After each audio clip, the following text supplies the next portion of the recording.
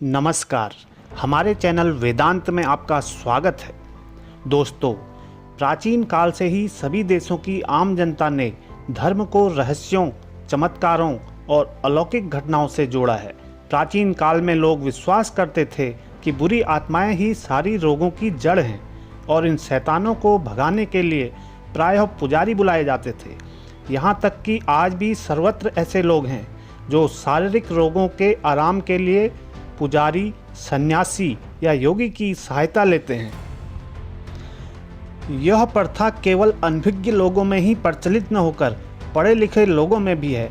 यहाँ तक कि बुद्धिवादी और व्यवहारिक ज्ञान पर गर्व करने वाले लोग भी जब उनके सारे प्रयत्न असफल हो जाते हैं तो अंतिम उपाय के रूप में इन अलौकिक दवाओं के शिकार बन जाते हैं। खास तौर से धनी लोगों में यह प्रवृत्ति पाई जाती है कि वे धार्मिकों से सांसारिक सफलता के लिए आसान रास्ता जानना चाहते हैं।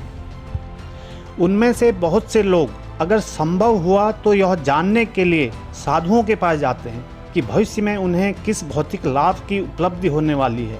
उनके लिए धर्म और ज्योतिष एक ही वस्तु होती है। पश्चिम में अधिकांश लोग जो भारत की वास्तविक स्थिति से अनभिज्ञ हैं, आज भी हिंदू धर्म का अर्थ ज्योतिष या हस्तरेखा से लेते हैं। उनके लिए प्रत्येक भारतीय जो उनसे गाड़ियों या जहाज़ों पर मिलता है एक सशक्त भविष्यवक्ता होता है। तब इनमें कौन सी आश्चर्य की बात है कि सर्वत्र ही चालबाज व्यक्ति अधिकांश पुरुषों और स्त्रियों के इस रहस्य प्रेम की प्रवृत्ति से लाभ उठाने के लिए तैयार बैठे रहते हैं। प्रायः सभी देशों में ऐसे मायावी लोग धर्म के नाम पर एक अच्छा धंधा चलाते हैं। अमेरिका के एक बड़े शहर के स्वामी की यह कहानी कि वे अपनी शिक्षाओं के विविध पाठ्यक्रमों में से एक यह भी विज्ञप्ति देते हैं, निर्वाण प्राप्ति के 10 पाठों के लिए $10। जब वे ऐसी चालबाजी के लिए एक भारतीय बंधु द्वारा डांटे गए तब स्वामी ने अपनी बात को उचित ठहराने की दृष्टि से कहा कि जब उन्हें अथक परिश्रम के बाद भी कोई अच्छा काम नहीं मिला तब उन्होंने मूर्ख लोगों की सहज विश्वासी प्रवृत्ति से लाभ उठाने का यह उपाय खोज निकाला। इस प्रकार की धोखाधड़ी योग के क्षेत्र में भी बड़ी दूर तक चली गई है और इनसे हिंदू रहस्यवाद का काफ़ी दुरुपयोग हुआ है। लोगों के मन में योग के बारे में विचित्र धारणाएं बन गई हैं। अभी बहुत दिन नहीं हुए, बड़प्पन का दिखावा करने वाले एक व्यक्ति ने, जो अपने को योग का आचार्य कहता था, भारत के एक बड़े शहर के सभ्य समाज के समक्ष योग को शरीर में अद्भुत शक्ति प्राप्त करने का तरीका बतलाया था। उसने अपने सिद्धांत का प्रदर्शन अपने अन्य चमत्कारों के साथ ही तीखे गंधक को पीकर, शीशे को चबाकर तथा आग को निकलकर किया था। सबसे बड़ा चमत्कार तो यह था कि इस पूर्ण भाषण के बाद श्रोताओं में से किसी में भी यह विचार नहीं आया वह आग खाने वाले आचार्य से यह पूछे कि उनके इस लंबे भाषण और चालबाजियों का व्यक्ति के आध्यात्मिक जीवन पर क्या प्रभाव पड़ता है। कुछ व्यक्ति योगी और महात्मा की तलाश में हिमालय जाते हैं और जब वहाँ कोई ऐसा नहीं मिलता जो उन्हें चमत्कार दिखा सके तो वे बुरी तरह निराश होकर लौट आते हैं। इनमें से कुछ चमत्कार प्रेमी अपनी बार बार की असफलता के बाद काफ़ी कटु हो जाते हैं और वे सनकीपूर्ण किताबें जैसे योग के रहस्य, हिमालय के गुप्त आवास आदि लिखकर दूसरों को धोखा देने का प्रयास करते हैं। वे लोग जो बहुत दिनों तक हिमालय में रह चुके हैं और निष्ठावान हैं, स्वीकार करेंगे कि केवल ऊंचे पहाड़ों की निकटता ही योग प्राप्ति के लिए काफ़ी नहीं होती। निसंदेह हिमालय का वातावरण अनेक सुविधाएं प्रदान करता है, लेकिन केवल यही किसी व्यक्ति के जीवन में आध्यात्मिक सफलता की कोई गारंटी नहीं है। हिमालय के दूर दराज स्थानों में रहने वाले लोग भी मैदानी व्यक्तियों की तरह ही जीवन यापन करते हैं। ऊंची पहाड़ियों की एकांतता और उदात्तता उनके लिए कोई आध्यात्मिक मूल्य नहीं रखती। हिमालय की गुफाओं की खोज द्वारा भले ही कोई व्यक्ति क्षणिक शांति या जीवन के कष्टों से विराम पाले, किंतु मन की चंचलता शीघ्र ही लौटेगी और अपना वही पुराना खेल खेलेगी। केवल अविराम संघर्ष द्वारा ही व्यक्ति शांति पाता है और यह केवल कठिन परिश्रम का परिणाम है कि सशक्त व्यक्ति अपने आध्यात्मिक जीवन में सफलता प्राप्त करता है। मात्र कुछ लोग ऐसी उपलब्धि को प्राप्त करने के लिए मूल्य चुकाने के लिए तत्पर रहते हैं। बाकी लोग तो सस्ती और आडंबरी दवाओं के पीछे भागने में, गुप्त तरीकों की खोज में, समय गंवाने में और गुप्त स्थानों के भ्रमण में ही संतुष्ट रहते हैं। तब योग क्या है, इसका अर्थ क्या है और इसका लक्ष्य क्या है? योग का शाब्दिक अर्थ है मिलन। दार्शनिक दृष्टि से इसका अर्थ परमात्मा से मिलन होता है, और जो इस परमात्मा से हमें जोड़ता है वह योग है। पूरे ब्रह्मांड में एक ही ब्रह्म है, लेकिन जब यह अज्ञानवश देखा जाता है तो वह अनेक दिखलाई पड़ता है। अज्ञान के फलस्वरूप हम अपने को परमात्मा से अलग समझते हैं। इतना ही नहीं, विविध वस्तुओं की आंतरिक एकता को देखे बिना हम उन्हें भी भिन्न समझते हैं। यहीं दुख का उदय होता है। जहाँ कहीं भी दो या दो से अधिक है, वहीं भय, ईर्ष्या, घृणा, स्पर्धा और फलतः मानव वेदना का कारण बनता है।